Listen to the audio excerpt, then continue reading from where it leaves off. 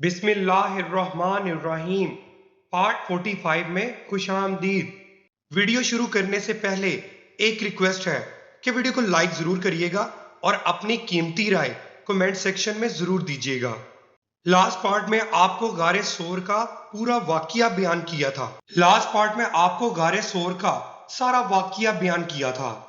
جب وہاں سے ایک مختصر سا قافلہ روانہ ہوا، رہبر انہیں ساحل سمندر کے راستے سے لے کر جا رہا تھا۔ راستے میں کوئی ملتا اور ابو بکر صدیق رضی اللہ تعالیٰ عنہ سے پوچھتا، یہ تمہارے ساتھ کون ہیں؟ تو آپ اس کے جواب میں فرماتے، میرے ساتھ میرے رہبر ہیں، یعنی میرے ساتھ مجھے راستہ دکھانے والے ہیں۔ ان کا مطلب تھا کہ یہ دین کا راستہ دکھانے والے ہیں، مگر پوچھنے والے اس گول مول جواب سے یوں سمجھتے کہ یہ کوئی رہبر یعنی گائیڈ ہیں جو ساتھ جا رہے ہیں۔ ابو بکر صدیق رضی اللہ تعالیٰ عنہ کے اس طرح جواب دینے کی وجہ یہ تھی کہ نبی کریم صلی اللہ علیہ وسلم نے ہدایت دی تھی کہ لوگوں کو میرے پاس سے ٹالتے رہنا، یعنی اگر کوئی میرے بارے میں پوچھے تو تم یہیں زو مانی گول مول جواب دینا، کیونکہ نبی کے لیے کسی صورت میں جھوٹ بولنا مناسب نہیں، چاہے کسی بھی لحاظ سے ہو۔ چنانچہ جو شخص بھی آپ صلی اللہ علیہ وسلم کے بارے میں سوال کرتا رہا، حضرت ابو بکر رضی اللہ تعالیٰ عنہ یہی جواب دیتے رہ گئے۔ ابو بکر صدیق رضی اللہ تعالیٰ عنہ وہ ان راستوں سے اکثر تجارت کے لیے جاتے رہتے تھے، انہیں اکثر لوگ جانتے تھے۔ ان سے کسی نے یہ نہیں پوچھا کہ آپ کون ہیں۔ ادھر قریش نے 100 اونٹنیوں کا اعلان کیا تھا۔ یہ اعلان سراقہ بن مالک رضی اللہ تعالیٰ عنہ نے بھی سنا، جو اس وقت تک ایمان نہیں لائے تھے۔ سراقہ رضی اللہ عنہ خود اپنی کہانی ان الفاظ میں سناتے ہیں، میں نے یہ اعلان سنا ہی تھا کہ میرے پاس ساحلی بستی کا ایک آدمی آیا۔ اس نے کہا کہ اے سراقہ، میں نے کچھ لوگوں کو ساحل کے قریب جاتے دیکھا ہے، اور میرا خیال ہے کہ وہ محمد صلی اللہ علیہ وسلم اور ان کے ساتھی ہیں۔ مجھے بھی یقین ہو گیا کہ وہ حضرت صلی اللہ علیہ وسلم اور ان کے ساتھی ہی ہو سکتے ہیں۔ چنانچہ میں اٹھا، گھر گیا اور اپنی باندی کو حکم دیا کہ میری گھوڑی نکال کر چپکے سے وادی میں پہنچا دے اور وہیں ٹھہر کر میرا انتظار کرے۔ اس کے بعد میں نے اپنا نیزہ نکالا اور اپنے گھر کی پچھلی طرف نکل کر وادی میں پہنچا۔ اس رازداری میں مقصد یہ تھا کہ میں اکیلا ہی کام کر ڈالوں اور 100 اونٹنیوں کا انعام حاصل کر لوں۔ میں نے اپنی ذرہ بھی پہن لی تھی۔ پھر میں اپنی گھوڑی پر سوار ہو کر اس طرف روانہ ہوا۔ میں نے اپنی گھوڑی کو بہت تیز دوڑایا، یہاں تک کہ آخر کار میں حضرت صلی اللہ علیہ وسلم سے کچھ فاصلے پر پہنچ گیا، لیکن اسی وقت میری گھوڑی کو ٹھوکر لگی، وہ منہ کے بل نیچے گری، میں بھی نیچے گرا۔ پھر گھوڑی اٹھ کر ہنہنانے لگی۔ میں اٹھا، میرے ترکش میں فال کے تیر تھے۔ یہ وہ تیر تھے جن سے عرب کے لوگ فال نکالتے تھے۔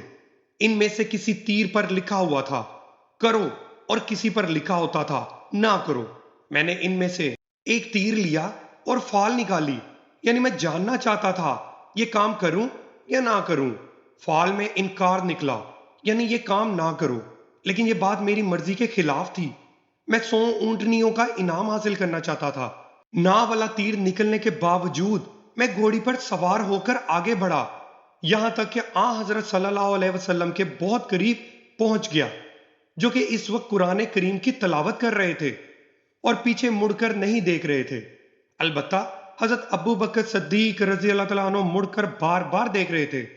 اسی وقت میری گھوڑی کی اگلی دونوں ٹانگیں گھٹنوں تک زمین میں دھنس گئی، حالانکہ وہاں زمین سخت اور پتھریلی تھی۔ میں گھوڑی سے اترا، اسے ڈانٹا، وہ کھڑی ہو گئی، لیکن اس کی ٹانگیں ابھی تک زمین میں دھنسی ہوئی تھی، وہ زمین سے نہ نکلی۔ میں نے پھر فال نکالی، انکار والا تیر ہی نکلا۔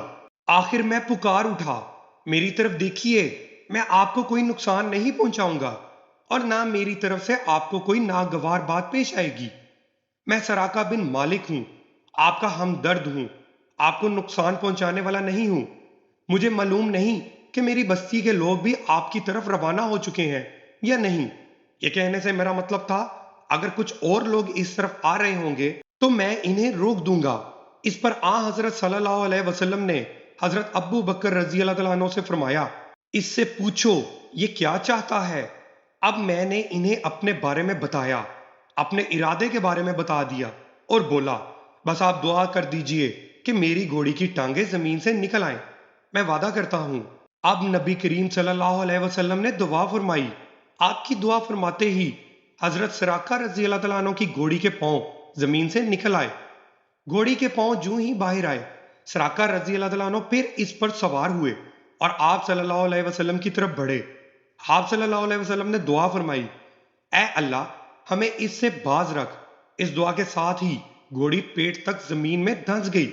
اب انہوں نے کہا، اے محمد، میں قسم کھا کر کہتا ہوں مجھے اس مصیبت سے نجات دلا دے، میں آپ کا ہمدرد ثابت ہوں گا۔ نبی اکرم صلی اللہ علیہ وسلم نے ارشاد فرمایا، اے زمین اسے چھوڑ دے۔ یہ فرمانا تھا کہ ان کی گھوڑی زمین سے نکل آئی۔ بعض تفاسیر میں لکھا ہے کہ سراقہ رضی اللہ تعالیٰ عنہ نے 7 مرتبہ وعدہ خلافی کی، ہر بار ایسا ہی ہوا۔ بعض روایات میں ہے کہ ایسا 3 بار ہوا۔ آخر حضرت سراقہ رضی اللہ تعالیٰ عنہ سمجھ گئے تھے وہ آپ صلی اللہ علیہ وسلم تک پہنچ نہیں سکتے، چنانچہ انہوں نے کہا، میں اب آپ کا پیچھا نہیں کروں گا، آپ میرے سامان میں سے کچھ لینا چاہیں تو لے لیں، سفر میں آپ کے کام آئے گا۔ حضور صلی اللہ علیہ وسلم نے ان سے کچھ لینے سے انکار کر دیا اور فرمایا، تم بس اپنے آپ کو روکے رکھو اور کسی کو ہم تک نہ آنے دو۔ آپ صلی اللہ علیہ وسلم نے سراقہ رضی اللہ تعالیٰ عنہ سے یہ بھی فرمایا، اے سراقہ اس وقت تمہارا کیا حال ہوگا جب تمہیں کسرا کے کنگن پہنائے جائیں گے؟ سراقہ رضی اللہ تعالیٰ عنہ یہ سن کر حیران ہوئے اور بولے، آپ نے کیا فرمایا؟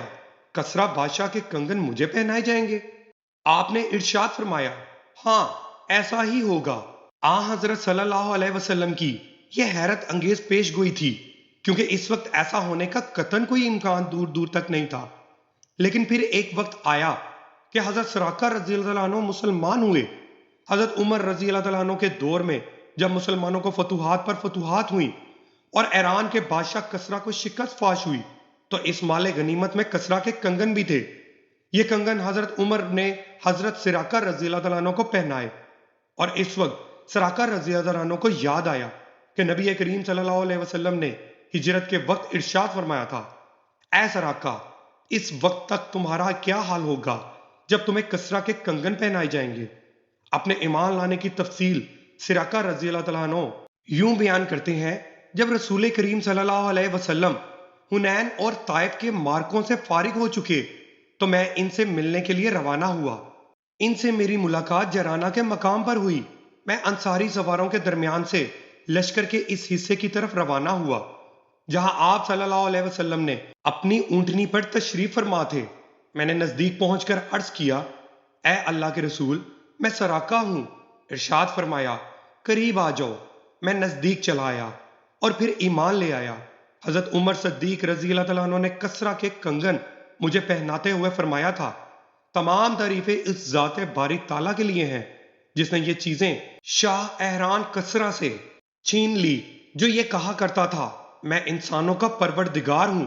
یہ سراقہ نبی اکرم صلی اللہ علیہ وسلم سے معافی ملنے کے بعد واپس پلٹے اور راستے میں جو بھی آپ صلی اللہ علیہ وسلم کی تلاش میں آتا ہوا انہیں ملا، یہ اسے یہ کہہ کر لوٹاتے رہے، میں اس طرف سے ہی ہو کر آ رہا ہوں، ادھر مجھے کوئی نہیں ملا، اور لوگ جانتے ہی ہیں مجھے راستوں کی کتنی پہچان ہے۔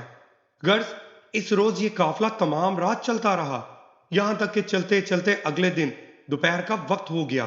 اب دور دور تک کوئی آتا جاتا نظر نہیں آ رہا تھا۔ ایسے میں سامنے ایک چٹان ابھری ہوئی نظر آئی، اس کا سایہ کافی دور تک پھیلا ہوا تھا۔ حضور اکرم صلی اللہ علیہ وسلم نے اس جگہ پر پڑاؤ ڈالنے کا ارادہ فرمایا۔ حضرت ابو بکر صدیق رضی اللہ تعالیٰ عنہ سواری سے اترے اور اپنے ہاتھوں سے جگہ کو صاف کرنے لگے تاکہ آپ صلی اللہ علیہ وسلم چٹان کے سائے میں سو سکیں۔ جگہ صاف کرنے کے بعد حضرت ابو بکر صدیق رضی اللہ تعالیٰ عنہ نے اپنی پوستین وہاں بچھا دی اور عرض کیا، اللہ کے رسول یہاں سو جائے، میں پہرا دوں گا۔ حضور اکرم صلی اللہ علیہ وسلم سو گئے۔ ایسے میں حضرت ابو بکر صدیق رضی اللہ تعالیٰ عنہ نے ایک چرواہے کو چٹان کی طرف آتے دیکھا، شاید وہ بھی سائے میں آرام کرنا چاہتا تھا۔ ابو بکر صدیق رضی اللہ تعالیٰ عنہ فوراً اس طرف مڑے اور اس سے بولے، تم کون ہو؟ اس نے بتایا، میں مکہ کا رہنے والا ایک چرواہا ہوں۔ حضرت ابو بکر صدیق رضی اللہ عنہ بولے، کیا تمہاری بکریوں میں کوئی دودھ والی بکری ہے؟ جواب میں اس نے کہا ہاں ہے۔ پھر وہ ایک بکری سامنے لایا، اپنے ایک برتن میں دودھ دوہا اور حضرت ابو بکر صدیق رضی اللہ عنہ کو دیا۔ وہ دودھ کا برتن اٹھائے آپ صلی اللہ علیہ وسلم کے پاس آئے جو کہ اس وقت سو رہے تھے۔ انہوں نے آپ صلی اللہ علیہ وسلم کو جگانا مناسب نہ سمجھا، دودھ کا برتن لیے اس وقت تک کھڑے رہے جب تک کہ آپ صلی اللہ علیہ وسلم جاگ نہیں گئے۔ حضرت ابو بکر صدیق رضی اللہ عنہ نے دودھ میں پانی کی دھار ڈالی تاکہ وہ ٹھنڈا ہو جائے، پھر خدمت میں پیش کیا اور عرض کیا یہ دودھ پی لیجئے۔ آپ صلی اللہ علیہ وسلم نے دودھ نوش فرمایا اور پوچھا کیا روانگی کا وقت ہو گیا؟ حضرت ابو بکر صدیق رضی اللہ تعالیٰ عنہ نے عرض کیا جی ہاں ہو گیا ہے۔ اب یہ قافلہ پھر روانہ ہوا۔ ابھی کچھ دور ہی گئے ہوں گے کہ ایک خیمہ نظر آیا۔ خیمے کے باہر ایک عورت بیٹھی تھی۔ یہ ام معبد رضی اللہ تعالیٰ عنہ تھی جو اس وقت اسلام کی دعوت سے محروم تھی۔ ان کا نام عاتکہ تھا۔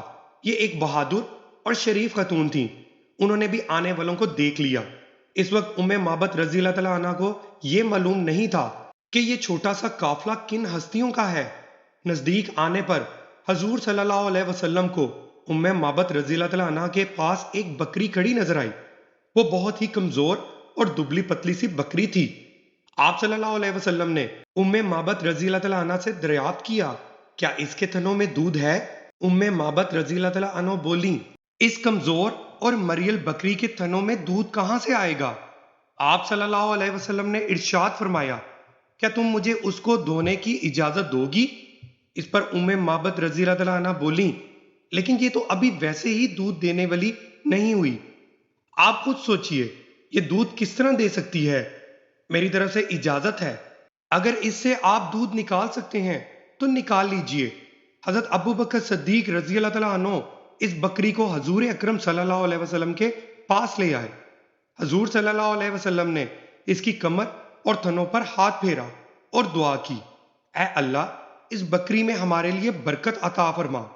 جو ہی آپ صلی اللہ علیہ وسلم نے یہ دعا مانگی، یہ نظارہ دیکھ کر ام معبد رضی اللہ تعالیٰ عنہ حیران رہ گئیں۔ آپ صلی اللہ علیہ وسلم نے ارشاد فرمایا ایک برتن لاؤ۔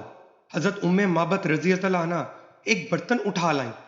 وہ اتنا بڑا تھا کہ اس سے 8-10 آدمی سیراب ہو سکتے تھے۔ غرض حضور صلی اللہ علیہ وسلم نے بکری کا دودھ نکالا۔ اس کے تھنوں میں دودھ بہت بھر گیا تھا۔ آپ صلی اللہ علیہ وسلم نے وہ دودھ پہلے ام معبد رضی اللہ عنہ کو دیا۔ انہوں نے خوب سیر ہو کر پیا۔ اس کے بعد ان کے گھر والوں نے پیا۔ آخر میں نبی کریم صلی اللہ علیہ وسلم نے خود دودھ نوش فرمایا اور پھر ارشاد فرمایا قوم کو پلانے والا خود سب سے بعد میں پیتا ہے۔ سب کے دودھ پی لینے کے بعد آپ صلی اللہ علیہ وسلم نے پھر بکری کا دودھ نکال کر ام معبد رضی اللہ عنہ کو دے دیا اور وہاں سے آگے روانہ ہوئے۔ شام کے وقت ام معبد رضی اللہ عنہ کے شوہر ابو معبد رضی اللہ عنہ لوٹے۔ وہ اپنی بکریوں کو چرانے کے لیے گئے ہوئے تھے۔ خیمے میں پہنچے تو وہاں بہت سا دودھ نظر آیا۔ دودھ دیکھ کر حیران ہو گئے۔ بیوی سے بولے اے ام معبد یہ یہاں دودھ کیسا رکھا ہے؟ گھر میں تو کوئی دودھ دینے والی بکری نہیں ہے۔ مطلب یہ تھا یہاں جو بکری تھی وہ تو دودھ دے ہی نہیں سکتی تھی، پھر یہ دودھ کہاں سے آیا؟ حضرت ام معبد رضی اللہ عنہ بولیں آج یہاں سے ایک بہت مبارک شخص کا گزر ہوا تھا۔ یہ سن کر حضرت ابو معبد رضی اللہ عنہ اور حیران ہوئے، پھر بولے ان کا حلیہ تو بتاؤ۔ جواب میں ام معبد رضی اللہ عنہ نے کہا ان کا چہرہ نورانی تھا، ان کی آنکھیں ان کی لمبی پلکوں کے نیچے چمکتی تھیں، وہ گہری سیاہ تھیں، ان کی آواز میں نرمی تھی، وہ درمیانے قد کے تھے، یعنی نہ چھوٹے قد کے تھے نہ بہت زیادہ لمبے تھے۔ ان کا کلام ایسا تھا جیسے کسی لڑی میں موتی پرو دیے گئے ہوں۔ بات کرنے کے بعد جب خاموش ہوتے تھے تو ان پر باوقار سنجیدگی ہوتی تھی۔ اپنے ساتھیوں کو کسی بات کا حکم دیتے تھے تو وہ جلد از جلد اس کو پورا کرتے تھے۔ وہ انہیں کسی بات سے روکتے تھے تو فوراً رک جاتے تھے۔ وہ انتہائی خوش اخلاق تھے۔ ان کی گردن سے نور کی کرنیں پھوٹتی تھیں۔ ان کے دونوں آبرو ملے ہوئے تھے۔ بال نہایت سیاہ تھے۔ وہ دور سے دیکھنے پر نہایت شاندار اور قریب سے دیکھنے پر نہایت حسین و جمیل لگتے تھے۔ ان کی طرف نظر پڑتی تو پھر دوسری طرف ہٹ نہیں سکتی تھی۔ اپنے ساتھیوں میں وہ سب سے زیادہ حسین و جمیل اور باروب تھے، سب سے زیادہ بلند مرتبہ تھے۔ حضرت ام معبد رضی اللہ تعالیٰ عنہ کا بیان کردہ حلیہ سن کر ان کے شوہر بولے، اللہ کی قسم، یہ حلیہ اور صفات تو انہی قریشی بزرگ کی ہے، اگر میں اس وقت یہاں ہوتا تو ضرور ان کی پیروی اختیار کر لیتا، اور میں اب اس کی کوشش کروں گا۔ چنانچہ روایات میں آتا ہے کہ حضرت ام معبد اور حضرت ابو معبد رضی اللہ تعالیٰ عنہ ہجرت کر کے مدینہ منورہ آئے تھے اور انہوں نے اسلام قبول کیا تھا۔ حضرت ام معبد رضی اللہ تعالیٰ عنہ کی جس بکری کا دودھ آپ صلی اللہ علیہ وسلم نے دوہا تھا، وہ بکری حضرت عمر رضی اللہ تعالیٰ عنہ کی خلافت کے زمانے تک زندہ رہی۔ ادھر مکہ میں جب قریش کو نبی کریم صلی اللہ علیہ وسلم کا کچھ پتہ نہ چلا تو وہ لوگ حضرت ابو بکر صدیق رضی اللہ تعالیٰ عنہ کے دروازے پر آئے۔ ان میں ابو جہل بھی تھا۔ دروازے پر دستک دی گئی تو حضرت ابو بکر صدیق رضی اللہ تعالیٰ عنہ کی بڑی بیٹی حضرت اسماء رضی اللہ تعالیٰ عنہ باہر نکلی۔ ابو جہل نے پوچھا، تمہارے والد کہاں ہیں؟ وہ بولیں، مجھے نہیں معلوم۔ یہ سن کر ابو جہل نے انہیں ایک زوردار تھپڑ مارا۔ تھپڑ سے ان کے کان کی بالی ٹوٹ کر گر گئی۔ اس پر بھی حضرت اسماء رضی اللہ تعالیٰ عنہ نے انہیں کچھ نہ بتایا۔ ابو جہل اور اس کے ساتھی بڑبڑاتے ہوئے ناکام لوٹ گئے۔ ادھر مدینہ منورہ کے مسلمانوں کو یہ خبر ملی کہ اللہ کے رسول مکہ معظمہ سے ہجرت کر کے مدینہ منورہ کی طرف چل پڑے ہیں۔ اب تو وہ بے چین ہو گئے، انتظار کرنا ان کے لیے مشکل ہو گیا۔ روزانہ صبح سویرے اپنے گھروں سے نکل پڑتے اور ہیرا کے مقام تک آ جاتے، جو مدینہ منورہ کے باہر ایک پتھریلی زمین ہے۔ جب دوپہر ہو جاتی اور دھوپ میں تیزی آ جاتی تو مایوس ہو کر واپس لوٹ آتے۔ پھر ایک دن ایسا ہوا، مدینہ منورہ کے لوگ گھروں سے مقام ہیرا تک آئے، کافی دیر ہو گئی اور دھوپ میں تیزی آ گئی تو پھر وہ واپس لوٹنے لگے۔ ایسے میں ایک یہودی ہیرا کے ایک اونچے ٹیلے پر چڑھا۔ اسے مکہ کی طرف سے کچھ سفید لباس والے آتے دکھائی دیے۔ اس قافلے سے اٹھنے والی گرد سے نکل کر جب حضرت صلی اللہ علیہ وسلم واضح طور پر نظر آئے تو وہ یہودی پکار اٹھا، اے گروہ عرب جن کا تمہیں انتظار تھا، وہ لوگ آ گئے۔ یہ الفاظ سنتے ہی مسلمان واپس دوڑے اور ہیرا کے مقام پر پہنچ گئے۔ انہوں نے حضور اقدس صلی اللہ علیہ وسلم اور ان کے ساتھیوں کو ایک درخت کے سائے میں آرام کرتے پایا۔ ایک روایت میں ہے کہ 500 سے کچھ زائد انصاریوں نے آپ صلی اللہ علیہ وسلم کا استقبال کیا۔ انشاءاللہ نیکسٹ پارٹ میں آپ کو بتایا جائے گا کہ مدینہ منورہ پہنچنے پر نبی پاک صلی اللہ علیہ وسلم کا کیسا استقبال کیا گیا۔ ویڈیو کو لائک ضرور کریے گا اور اپنی قیمتی رائے کمنٹ سیکشن میں ضرور دیجیے گا۔